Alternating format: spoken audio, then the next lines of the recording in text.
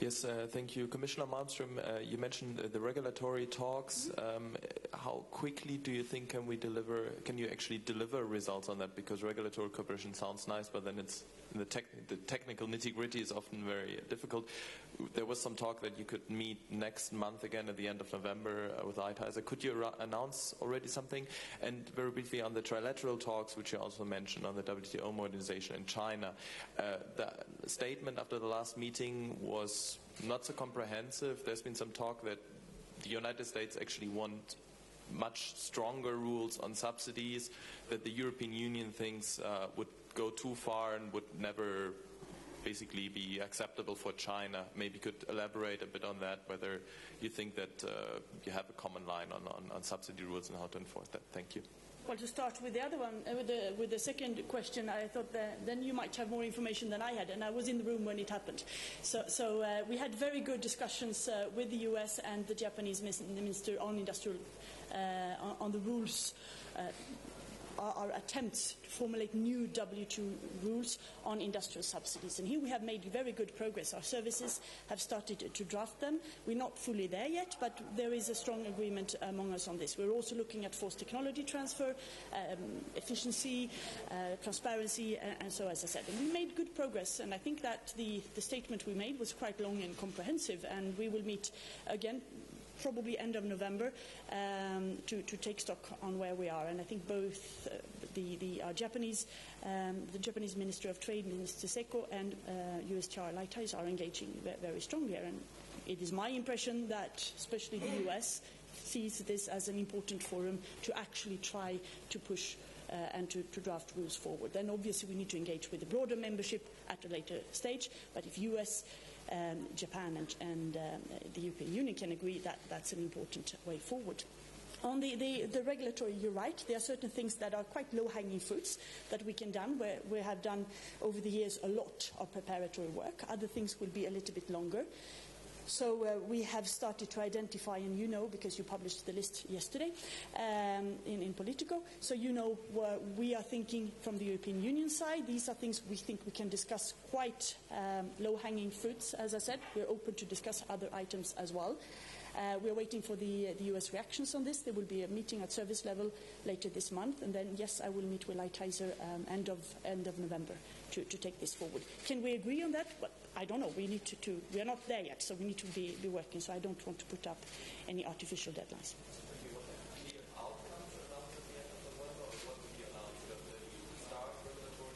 Let's see. It depends on how the talks in October go.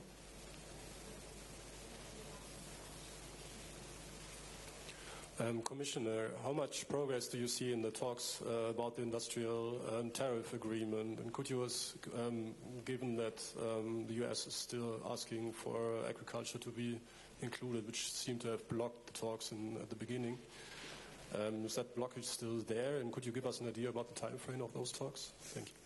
I know you all want timeframes, but I'm not going to put out artificial timeframes. We are not negotiating anything with the US. We haven't even started scoping. It has been crystal clear from the European side or from the beginning that we are not including agriculture.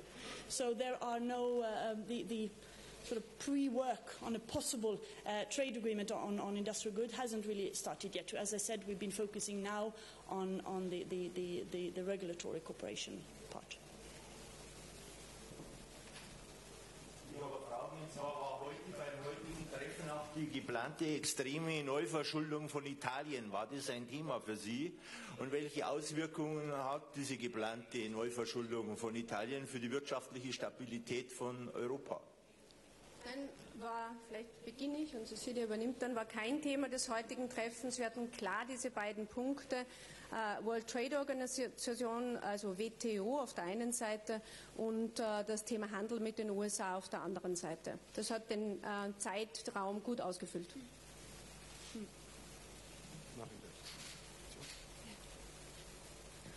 Jana Sapinska-Emlex, a question on the US to the Commissioner.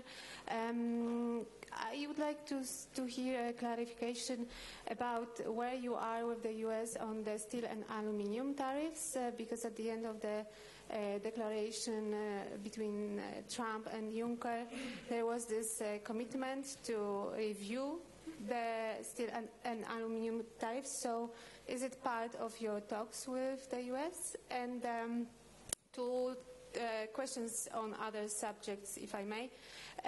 Is the Commission considering imposing trade sanctions on Myanmar over the ethnic cleansing of Muslim population there? And on Cambodia, what will be the next steps? What are you planning with regard to this country in view of also some human rights violations there? Thank you. Yes, thank you. On steel and aluminium, you're absolutely right. It is the last sentence in the joint statement by the two presidents. So from the EU side, at all levels, we keep reminding the US that this is in there. But I have to say that we haven't made any progress so far, unfortunately. But it is still very important. We consider these tariffs unjustified and against the WTO. On your second question, yes, you're right. We have been looking at the situation in Cambodia and Myanmar. Of course, our trade policy is, as you know, value-based. So these are not just words. We have to act when there are severe violations. So we have notified the Myanmar authorities that a fact-finding mission emergently will be arriving in the country the coming days to assess the situation on the ground. And this high-level mission is in the framework of a potential withdrawal of the Everything But Arms.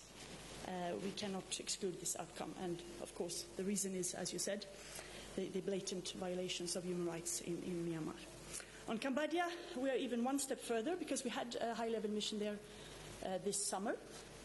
And here also there was the elections marked by harassment and intimidation and everything but fair elections, severe restrictions on essential political rights. So I have notified Cambodia today that we will launch the procedure for withdrawal of EBA. Without clear and demonstrable improvements, this will lead to a suspension of trade preferences. We are, with both of these countries, of course, keeping the channels open, ready to engage and to discuss. So there is time to make improvements, of course, but this is the action we have taken today. C'est une question en français. Bonjour, Tony Sarda, Agence France Presse. C'est une question pour la commissaire Malmström sur le Mercosur. C'est quoi l'état des lieux que vous avez dressé aujourd'hui pendant la réunion?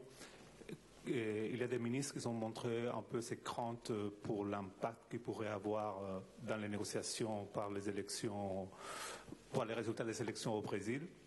Est-ce que vous êtes inquiète pour que les résultats de cette élection puissent porter une certaine attente au cours des négociations actuelles? Et une deuxième question, quand Donald Trump a été élu, on avait dit que c'était une fenêtre d'opportunité qui s'était ouverte dans ce cadre de négociations depuis longtemps avec le Mercosur. Est-ce que cette fenêtre d'opportunité serait un peu refermée ou totalement refermée vu les échéances électorales, mais pas que au Brésil, sinon les prochaines élections européennes? Merci. Merci beaucoup. Nous n'avons pas encore eu la possibilité de discuter l'état de lieu de certaines négociations. Ça viendra pendant le lunch, mais je peux vous dire que nous avions, il y a 2 semaines, une ronde de négociations avec le Mercosur et je suis en contact régulier avec les ministres des 4 pays. Nous sommes très près, mais il reste encore des choses difficiles, qui est normal, parce que nous sommes 28, et eux, ils sont 4, et les conditions politiques sont difficiles aussi. Mais nous négocions, nous essayons d'avancer. Je pense qu'il y a toujours la possibilité de conclure cet accord. Certains événements politiques sont bien évidemment là, mais je ne pense pas que la date électorale soit quelque chose qui mettra tout ce procès en danger, parce que de toute façon, c'est seulement à la fin de l'année qu'il y aura la nouvelle administration. Une nouvelle administration. Donc nous continuons à négocier avec tout l'enthousiasme et l'engagement possible.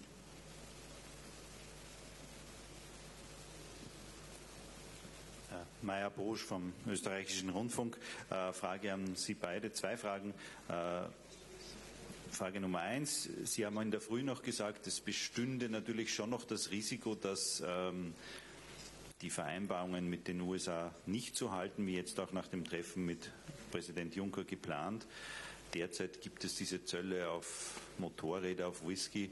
Ist das sozusagen Abschreckung genug auch von europäischer Seite oder gibt es da auch einen Plan B, wenn das nicht funktioniert, welche Produkte, in welchen Bereichen man da auch neue Zölle gegenüber den USA einsetzen könnte? Und Frage Nummer 2, was macht Sie so optimistisch bei einer wohl notwendigen Reform der WTO, dass Länder wie zum Beispiel China tatsächlich auf dieses Vetorecht, an dem doch sehr viel hängt, verzichten werden in überschaubarer Zeit? Danke.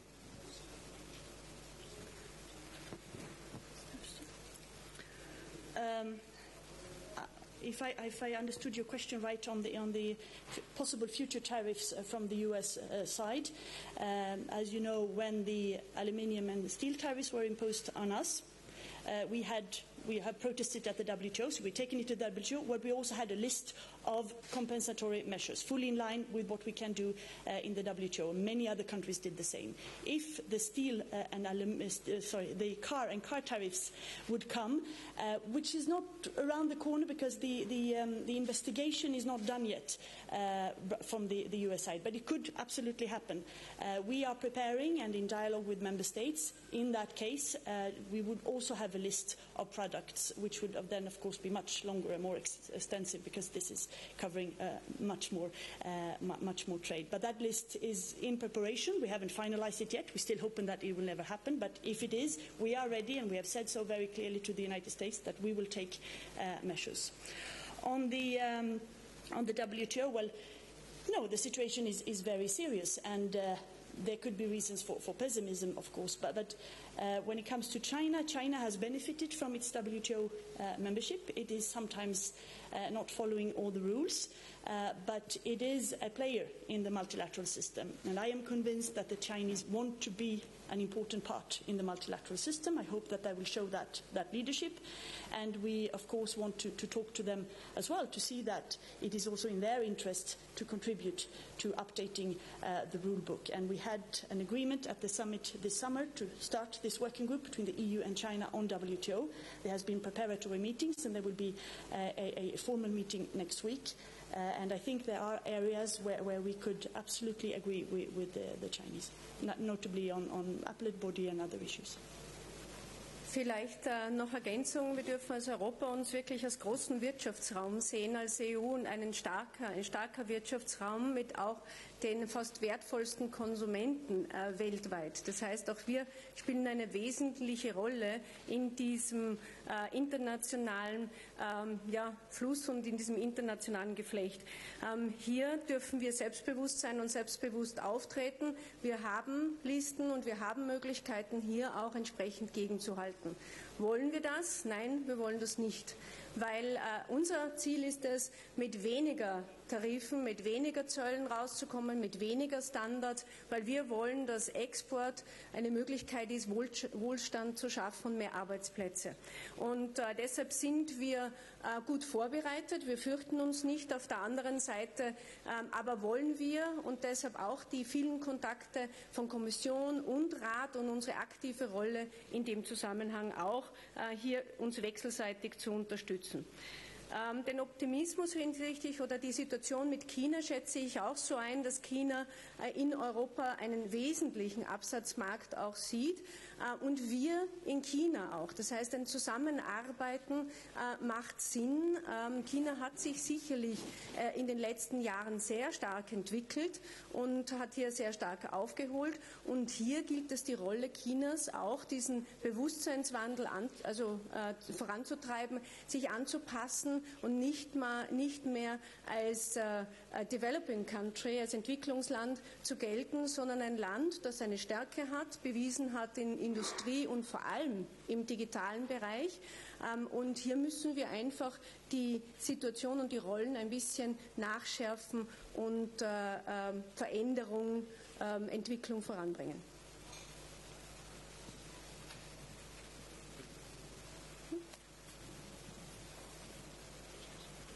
Commissioner, Ambassador Lighthizer said that the new NAFTA agreement would be a paradigm-shifting model for other trade partners as well. Are you concerned that the US will demand car quotas from the EU and other demands that are not in line with WTO rules? Well, again, the difference between the European Union and the NAFTA is that Canada and Mexico had an agreement that was being updated and modernized, and that has been the case now. We do not have an agreement, so we will start from zero, which is a slightly different situation. Of course, the European Union can never accept anything that is not compliant with WTO. Ich würde gern zum vorherigen Punkt noch auf eines kurz eingehen, weil ich die Standards angesprochen habe und gesagt habe, also es sollte weniger Tarife geben und wenn ich gesagt habe weniger Standards, heißt das eine geringere Anzahl qualitativ hochwertiger in jenen Bereichen, wo wir beide Seiten etwas haben. Natürlich sind die Standards in Europa sehr hoch und sie sind sehr gut und unser Ziel ist, sie auch durchzusetzen. Aber es gibt das eine oder andere Thema, vor allem im Bereich von Industrieprodukten oder anderen Themen, wo man hier sehen kann, wie kann man sie zusammenführen, sodass einheitliche Standards uns eine bessere Erarbeitung im Wirtschaftsraum ermöglichen. One last question. From Bloomberg News, a question for the Commissioner. Nearly 3 months after the July 25 agreement between President Juncker and Donald Trump, is there any more clarity about the phrasing in the statement released on that day about the goal being lower or zero tariffs on non-auto industrial goods? I mean, there was something ironic about a meeting that took place in a hurry because of the threat of trade barriers to cars. Suddenly including a goal that was industrial goods, not including cars. So do you know, are we any wiser about what in the world that means? Thank you. Not really yet.